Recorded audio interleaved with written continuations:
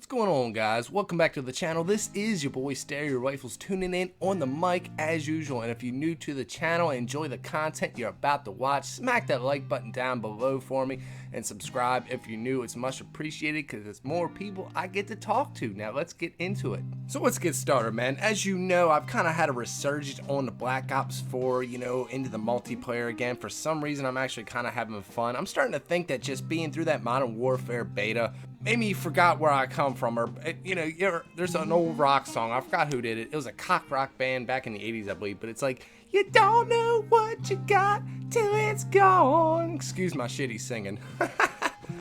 But it makes a point. It rings true. And that being said, is all the campy bullshit, how slow Modern Warfare played. After also watching some gameplay from another fellow YouTuber playing some Modern Warfare 2, this game definitely reminds me of Modern Warfare 2. So if you don't think this game isn't anything like it, y'all need to go back and play it. But anyway, it kind of made me appreciate the pacing, the gameplay of Black Ops 4, and it got me thinking. Something got me thinking.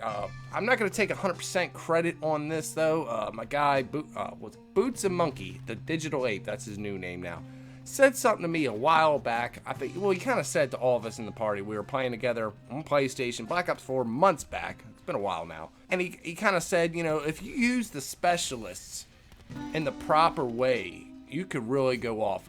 If you played the game the way it was intended, you could really go off and win a lot of matches. Now I'm going to put a couple examples on the channel. No, I'm not going to go through every single specialist, and I'm not going to, bore you guys with that. But I did have some good ideas and some logic or tactics, so to speak, that maybe should have been implemented into the game. And the problem is that the COD community is just too damn selfish. We're too worried about getting our high kill games, our score streaks. We don't give a shit about anybody else, unfortunately, especially if you're not in a party.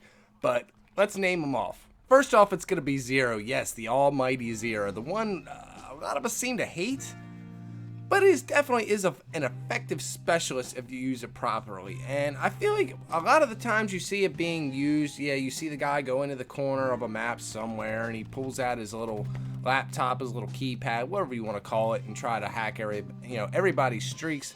But I always felt that all or at least half to most of the team should rendezvous to the Zero where they're at to guard their position. And obviously the Zero should be on the mic saying, hey, I'm about to call in my hacks, y'all need to come help me, protect my position so we can make it happen. I think that would definitely be an effective way to use it. Next is going to be the almighty Torque. Yes, Thunder's favorite, the camper's best friend.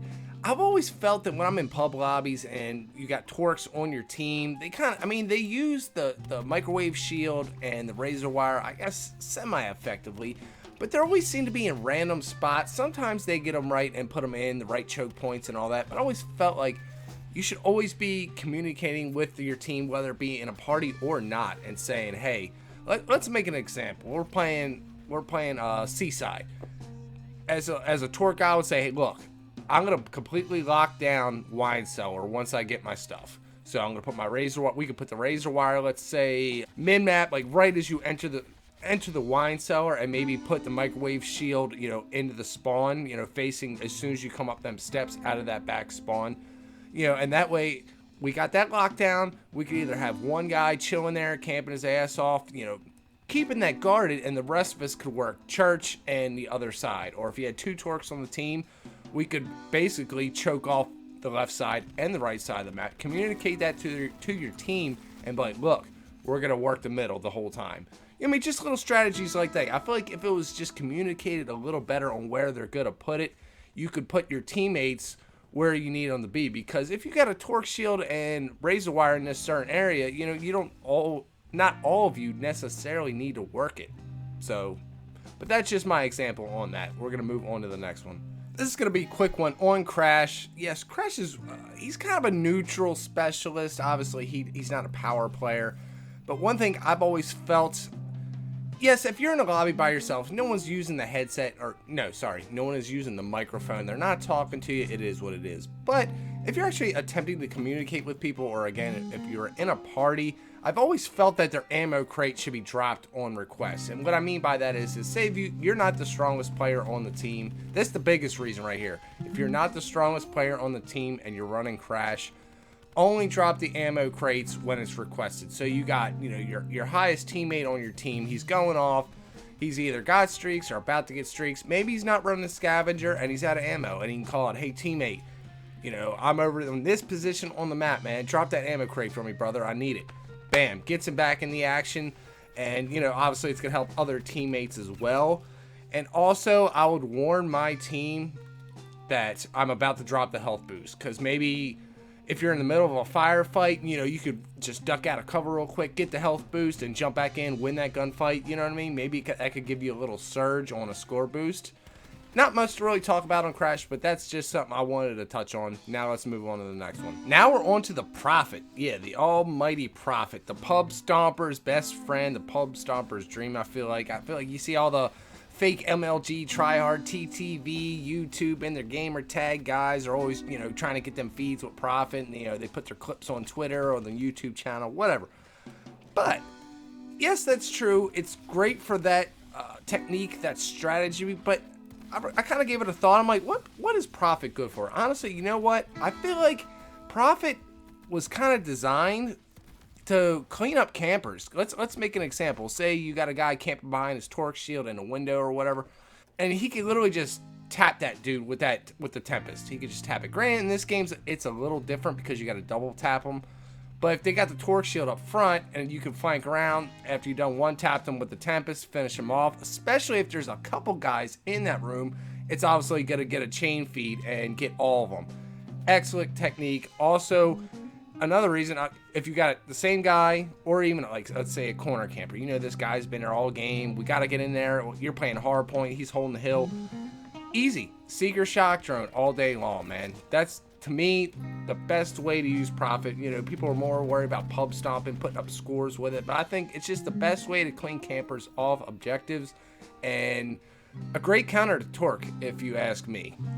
But that's just my personal opinion. Let's move on to the next one, ladies and gentlemen. We're going to name these last two off pretty fast because, again, I don't want to keep droning on and on and on and boring you guys with just some list I have. But first off, Reaper, hands down, I feel like whoever chooses Reaper should be the guy either posted up or patrolling mid-map, damn near the entire game. I know that doesn't always work with like games like Hardpoint or, you know, other objective modes, but kill confirmed, domination, TDM, this is definitely an effective technique. I think he should always be in the middle, and the reason being he has his built-in counter UAV that he shoots out of his little gun. Put that in the middle of the map, you got no map, you know, you got no mini-map coverage for the enemy team. Not only that, once he gets his sights ripped out, as you know, he can just rip through the whole team like it's nothing, man. So again, and that's relevant to TDM, kill confirmed, domination, and other game modes. Mid-map is mid-map. That's where all the action is. I think if you're not mid-map with the Reaper,